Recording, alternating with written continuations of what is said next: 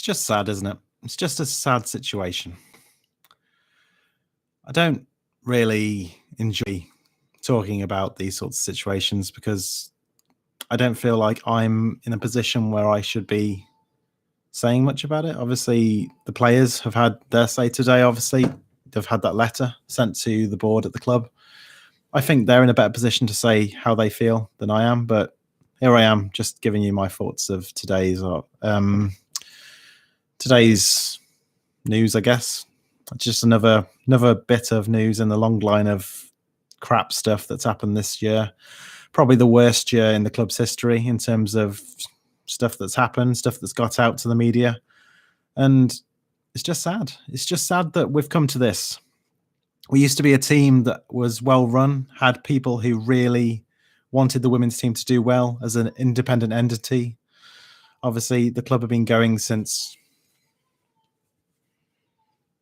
1968. A team that's the longest running team in the top flight.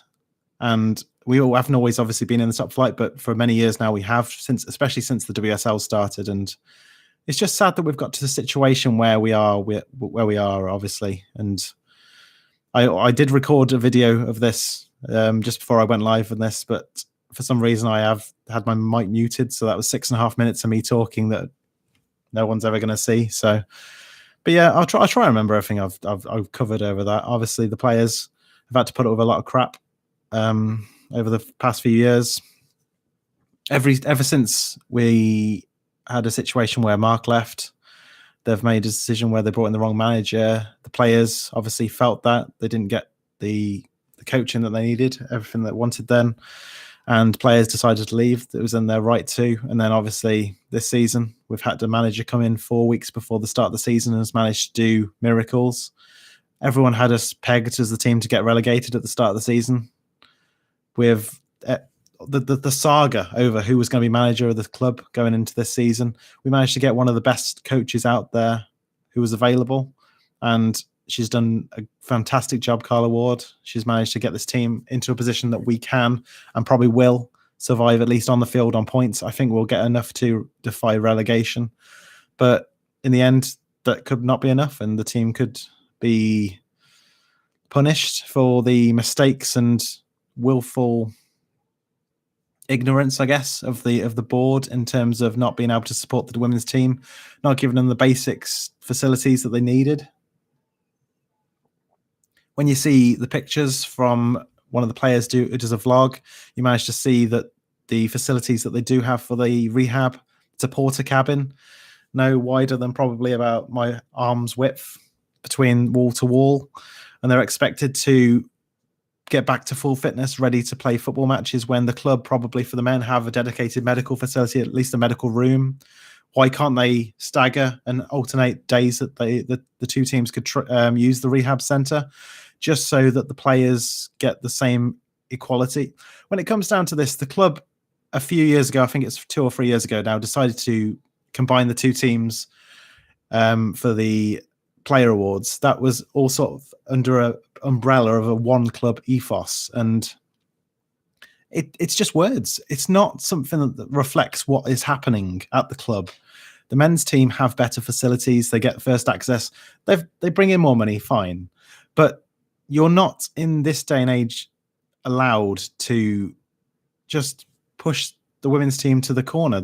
They should be treated like they're people. They're equal to you. They're not worse just because they make less money. They are still human beings at the end of the day, and they should be able to get facilities and stuff that every footballer at that level should. They're professionals at the end of the day. Even if they're not paid to reflect that, they are professionals and they should be treated as such. The fact that allegedly they haven't had a coach all season, and this is the first one they had this weekend to go to the Chelsea game, that they haven't been staying over the night before for games away, far distances. They've had to travel on the day, getting cramped up in a small transport. Just that's not really good preparation for games, is it? And even then, they've managed to defy results and get away wins earlier on in the season. They had that win at Villa Park. It's just, there's a lot that we expect of a football team. You expect players to be treated with respect, and I don't feel like, well, obviously with the story coming out today, I don't think they've been respected in the way that they should have done, and I feel that the club have let them down, and the more that they succeed in terms of what they can do with the resources they do, the less the board expects to give them next time, because they think, oh, they'll do better. They've done well with this limited resources. They can do just as well with even less because they're just that good. And it doesn't work that way. And eventually, the more and more you take away in any walk of life, if you take more and more away, there's something's going to break, and it's gonna end, and you won't be able to bounce back and recover from that. And we've got to a point where even now, with the limited resources that we have got, we're still keeping our heads above the water. And if it gets any worse, then that's not going to happen, and we're not going to come back from that. And it's just a sad situation that we're in. And I'm just sad that it's come to this. The players have done above and beyond this season. We've managed to bring in loan players to really bolster the team, to get the confidence back again after what was a terrible season ending last year, that defeat to Bristol, that we looked like we were going to head towards relegation last year as well. And then Liverpool was the team that bit the dust. But we were lucky last season. And then this season, we have defied odds once again. And this comes out again, and we're just in a situation where the players have just had enough. And that's understandable, really, because they've had to put up with so much crap over the last few years. And they've finally got a manager who, since Mark left, someone they believe in, someone who they will fight for, and they've really bound together a mentality that they won't let anything get to them, and they'll stand up for themselves, and they'll believe in what's right. And as you've seen by the support of everyone in the women's football community today, they are on the right side of this history.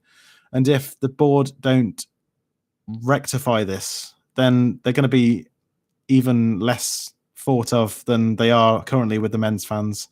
And it's a situation where we were a sign of what a women's team should be when we were run back in the past. And since we've become a part of Birmingham City in a closer bond, I don't think that's the case anymore. I think we are a forgotten case. It's just we're just there to tick a box, and I don't think we get the respect we deserve as a team. And that's just my opinion, and you can disagree with that. That's fine, but I'm just sad. I'm just sad about how it's come to this, and that they've had to do this. They've had to write a letter to the board to explain that this isn't good enough, and they've not accepted that, and then tried to change it. At least not yet.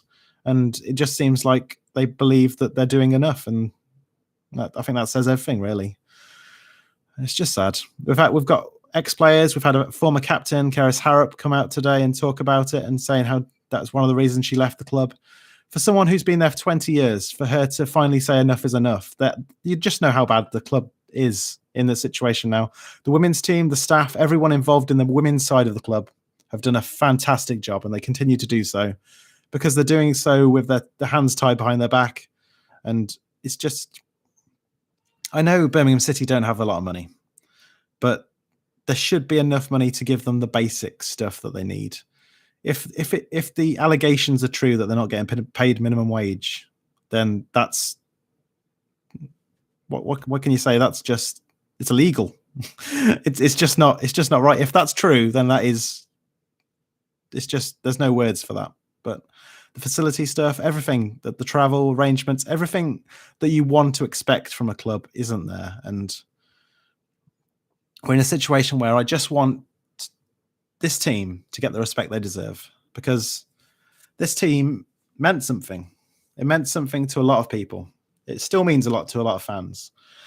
And we can't let someone ruin that, regardless of what happens next. And if by speaking up they have made more damage towards what the future holds for our club in terms of the women's team, then that's the result of being on the right side of history, I guess. You don't always come out of it unscathed, and they deserve basic respect.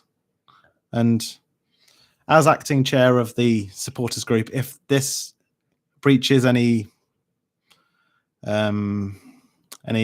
restrictions that I have on myself, that I can't say these sorts of things about the club, then so be it. But I feel like I needed to say something. I needed to say something on behalf of the fans that we aren't happy with what's happened, because even though we haven't been in the stadiums this season, we can see how hard the players are trying. We can see what the staff are trying to do. They're trying to build the bridge between us and the fans. And I feel like even the harder they work, the less return they get for that. And we've seen that in recent years. We finished in fourth, our highest position in the WSL in terms of points total. We obviously finished second in the first 2 years, but in terms of points, we got the most points ever in the league. And what do we get the next season? Less money, presumably, less access to stuff. COVID obviously plays a part. We know that, but they can find ways around it if they wanted to, and it doesn't seem they did. And we're in a situation now where we've got games left to play. Hopefully we can stay up, and whatever happens with this this investigation with the FA has come out today, that they're going to look into some of the allegations made in this open letter that was released. Obviously, no, not open letter, I should say, a letter to the board that was which found its way into the Telegraph. But yeah, it's a situation which it's not good. It's sad, and as fans, we just want the best for these players, and I think any decent human being wants them to have that respect. So thank you for watching this anyway, and I hope you all understand where I'm coming from in this. I'm not directly attacking the club because I want to. I just want the players, the staff, the fans, everyone involved in the women's team to get treated fairly.